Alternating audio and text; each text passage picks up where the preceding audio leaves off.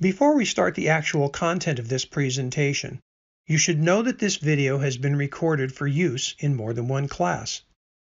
As a result, there may be some things in this video that do not apply to the specific class that you are taking.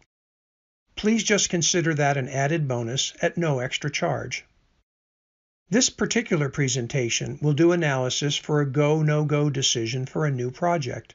Due to the lengthy nature of this particular exercise, this one analysis has been broken into two videos. This is part 2 of the analysis.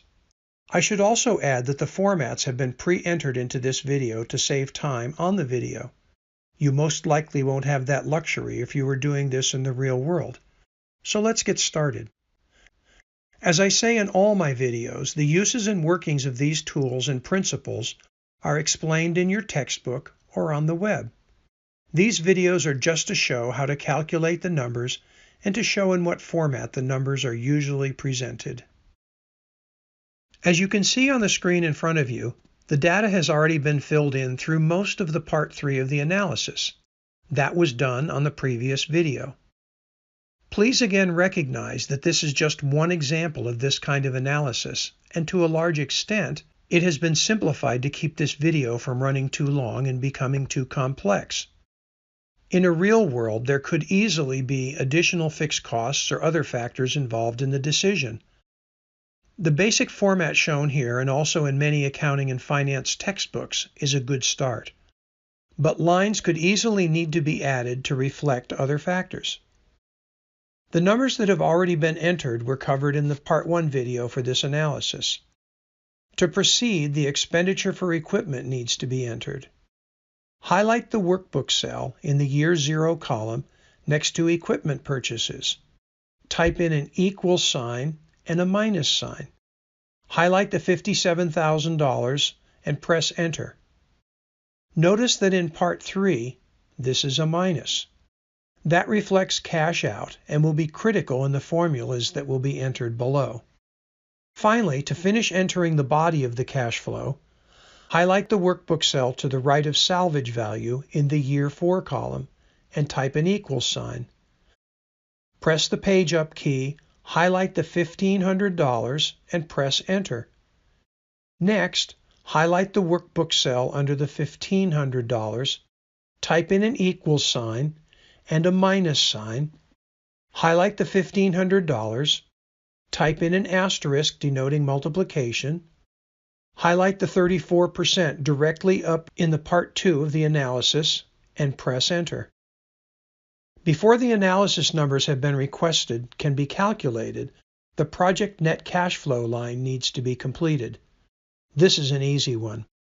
Highlight the workbook cell in the project net cash flow line under the minus $510. Type in an equal sign, followed by SUM and an open parenthesis. Highlight the workbook cells for the minus $510 and the 4 lines above it. That would be the cells from the $14,858 down through the minus $510. Type in a close parenthesis and press Enter. Highlight the $20,072. While holding the Control key down, press the C key. Highlight the 4 cells to the left of the $20,072, and while holding down the Control key, press the V key. The framework is now completely filled in. It's time for analysis. To make life easier, the WACC needs to be here near the formulas that are to be entered. Highlight the cell to the right of the WACC, type in an equal sign, press the Page Up key and highlight the 8%, and press Enter. Highlight the workbook cell to the right of NPV, type in an equals followed by NPV and an open parenthesis. Highlight the 8%, type in a comma. Highlight the workbook cells starting with the $19,659 over through the $20,072. Type in a close parenthesis, followed by a plus. Highlight the minus $57,000 and press Enter. The net present value of this particular project over the 4 years is projected to be $10,803.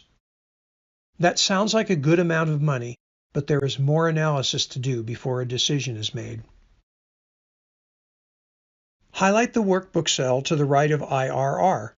Type in an equal sign followed by IRR and an open parenthesis. Highlight the entire line of the project net cash flow numbers. That would be the minus $57,000 through the $20,072. Type in a close parenthesis and press enter. The internal rate of return is 16.3%, but the analysis keeps going. Highlight the workbook cell to the right of MIRR. Type in an equal sign followed by MIRR and an open parenthesis. Highlight the line of numbers from the minus $57,000 through the $20,072. Enter a comma. Highlight the 8% followed by a comma. Highlight the 8% again, type in a close parenthesis, and press enter. The modified internal rate of return is 12.8%. This is another piece of the analysis puzzle. The final piece of the analysis puzzle is the profitability index. Highlight the workbook cell next to profitability index. Type in an equal sign followed by NPV and an open parenthesis. Highlight the 8%, enter a comma, and highlight the positive numbers on the project net cash flow line. Type in a close parenthesis, followed by a slash, followed by a minus sign, and highlight the minus $57,000. Press enter. The profitability index is 1.19. All by themselves, these numbers may not mean as much as they would if they were being compared with other projects and other uses for the money that this project would use. These analysis results may also be very small compared to other projects' results within the clothing industry and not worth pursuing. On this next screen, a total view of the whole analysis is shown. Regrettably, to keep this on the one screen, the font had to be reduced in size. In addition, the input numbers at the top were split into two columns. This would be a professional-looking format to present to a manager.